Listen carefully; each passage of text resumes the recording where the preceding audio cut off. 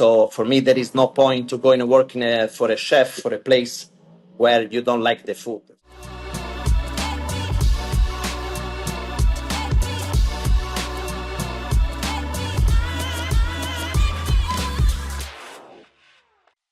Welcome to OysterLink, and thank you for joining us today. Hello, hi, I'm Marco Calenzo. I'm the executive chef currently at the Four Seasons Hotel, the Chef Club. And thank you to OysterLink for this interview, to give me time and to speak about. So, can you please introduce your career path? Tell us a bit about your journey. So my journey, I started in Italy. So I was born in Florence, a great city for Renaissance and for the art. And this is how I started. I did the catering school Bernardo Bontalenti before going first to some of Michelin-starred kitchen across Italy. So started from Florence, worked in Imola, Verona, a little bit all over some area in Italy. Before moving for the first time, I was 26 as executive sous chef in Upslace. It was a restaurant in UK inside the Lanesborough Hotel, where basically from there started my international path. So the restaurant was awarded a Michelin star, and later from that, I also traveled a little bit around. So I've been in Beijing, in Hawaii, and back to London, and now in Miami. And where do you work in Miami right now? So Miami, as I mentioned, is the Four Seasons, the surf club. So in Miami Beach. Okay. And do you have any other activities besides cooking or like working as a chef at the Four Seasons? I mean, when I have free time, so what I'm doing as well, I'm helping a school. It's called Love to Italy Academy. So it's a school that is all about basically Italian cuisine. It's about Italian products, and to basically to reinforce the made in Italy, and to I'm teaching basically at the school the Italian tradition and how to use the product and so on. So I believe it's a good thing because I kind of love basically to share my knowledge as well with people, and having explaining them basically the truth about the how to use the product, how to cook Italian like an Italian. And what do you, let's say, prefer more? Is it cooking or teaching? I think both are nice. So I personally love both of them. I think before you start to teach, I believe you need to have a solid base of cooking, and then I think the teaching is the next step, because without the solid base, basically, I think it's a little bit difficult to teach people, without having a background. But it's both really enjoyable, and depends on the time. But of course, to stay with people and sharing your knowledge is something that I find even greater during this time of my career. That's why I enjoy doing when I can. Great. And how long have you been with the Four Seasons? So the Four Seasons now is here in Miami is 2 years and a half. I've been working before for Four Seasons for almost 5 years. So I would say so quite 7 years something with the Nice. company in and out. Yes. So, given your experience, what are the biggest mistakes entry-level Italian food chefs make? I think when we talk about mistake, I think there is no mistakes. And when someone does mistakes, I believe is you need to see as a learning path. So making mistake actually is people who make things that make mistakes. So when you make mistake and you realize you did a mistake, I think this is a learning tool that will allow you later on to don't make again these mistakes. So, of course, nowadays I see many chefs, young chefs that finish the school, and they want to grow very fast. I think this could be maybe the biggest mistake, because I believe doing the right path and the right time, it grow you stronger.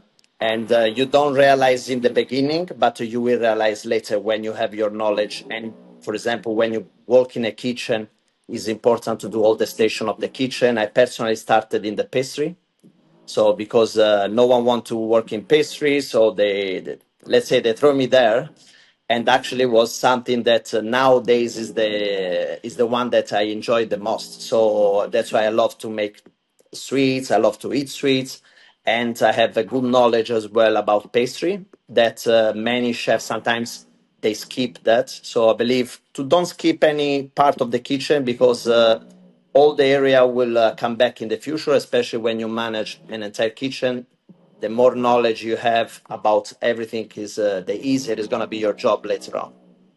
Since you mentioned like climbing the ladder so fast and how people have this misconception about it, then let me ask you, what is the most valuable role to seek out in a kitchen when entering this industry? I think more than the role, I think talking, of course, about my personal experience and what I suggest to the new chefs basically joining a new kitchen. First of all, I think you should eat in the restaurant or the hotel, basically the kitchen that you want to go and work for. I think you need to eat first and you need to love what you're eating. So for me, there is no point to go and work for a chef for a place where you don't like the food. So I understand sometimes we think, oh, it's good to work in this hotel because it's good for my CV. But I think it's more important to work for a chef that you trust, that can give you more. And of course, working for a place where you believe you can learn more. Because sometimes, even like famous hotel, famous restaurant, maybe you don't have the learning curve that you can have with a proper chef that will follow you all the way for for all the steps.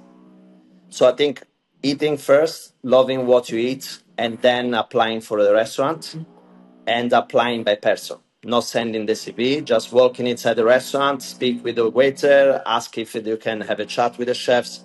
I think this is the easiest way because the chefs they will see that you are really interested to get that job. And when something is available, I mean, nowadays you want to have people that want to come to work, not just for the money, but because they want to learn. I think this is the most important thing. I've heard this, by the way, so far a few times that the best way to get a job is just to go knock on doors and just talk to people right away. Yes. So I think it's the best way when you are young. I mean, is the best way because they see you straight away. They see your interest in the place, and it's all what chefs are looking for. People that really want to have that experience and to spend time in a certain place. I think this is the beginning of the career. Later on, I believe, is no more like that. So later, when you start to grow your career, you can arrive at a point where you are not knocking to the people door, but it will be like places reaching out to you. Yeah. So based on the basically the experience you did and what you have left behind in the previous jobs. Then let me ask you now a question related to Italian cuisine in specific.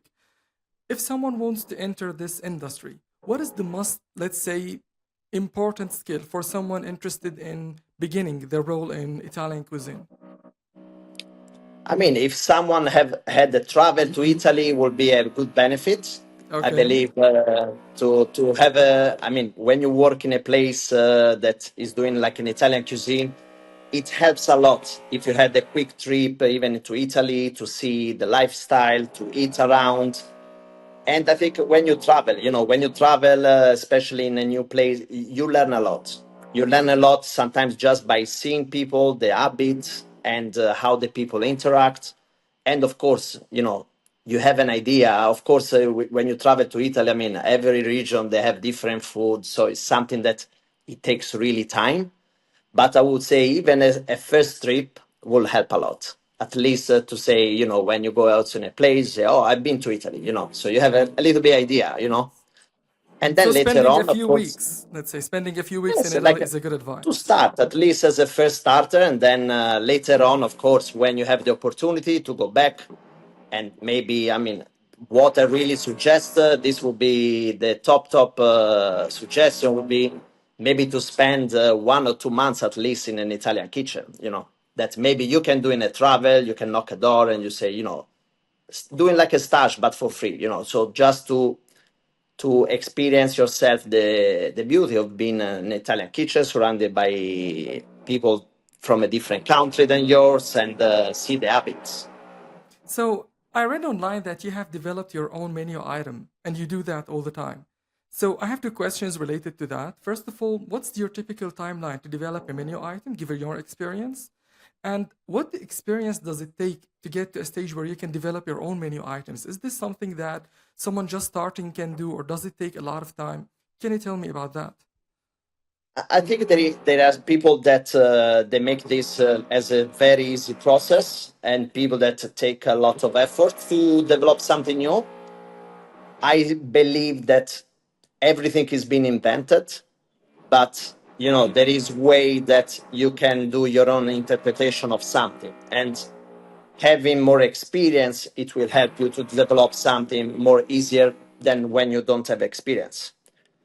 But sometimes it's just everything starts from an idea, from a trip, eating in a restaurant. Sometimes is you are just maybe before sleeping, and it pops some idea in your mind, and it comes from that. Maybe, oh, I had this one, this idea. You start to match flavor, and then the things you need to try it. So you need to go back in the kitchen, try it, and you need to make sure you like it. So if you don't like it, I mean, you can try again until you like it. Sometimes there are idea, and it happened to me quite a lot, where you like something, you say, oh, definitely it's gonna work. You try something, and then I just stop because I say, okay, no, it doesn't Yeah, work. that was So only it good in my mind. was in my mind, but it didn't work. So sometimes it's better to start something new than keep persisting on something. But sometimes also, if you persist, you can arrive to where you want. It And depends on your time and you're willing to do something. do you think, I mean, given what you just said, do you think there is, let's say, more room for the Italian cuisine in the United States for innovation? I think the innovation room is more about. I think sometimes us as Italian, we want to innovate and make things new, of course, but it all depends also on the clientele, because ultimately, of course, when you are cooking, like a great chef saying, is an extension of yourself, but you are still cooking for the guest. So at the end of the day, the guest will be the one who will tell you are right or wrong. The judge. So that is important to take in consideration. But of course, you don't need to just doing things because people like it. So our role, I think, is to educate also the people. I think this is where it comes our role that is important, because when you educate the people how they should eat something, it's not because, oh, people here like maybe they pass a little bit more cook, that we need to kind of cook everything more. I will say, we need to get to a point where we slowly go to our direction, and it's beautiful when you explain the people the reason behind something, and the people then start to love it. It's just sometimes because Yes. they don't have this knowledge, and because of course it's like if I eat, example, like a Chinese cuisine, I don't have the knowledge of a Chinese person. If I eat English cuisine, French cuisine, so if I was not born there, I don't have the knowledge of a person that was born and was breathing this since day one. That's why I think curiosity is important. And of course, when you are curious about something, you learn and you start to adapt to the culture. And this will help you also to eat the food basically and to enjoy.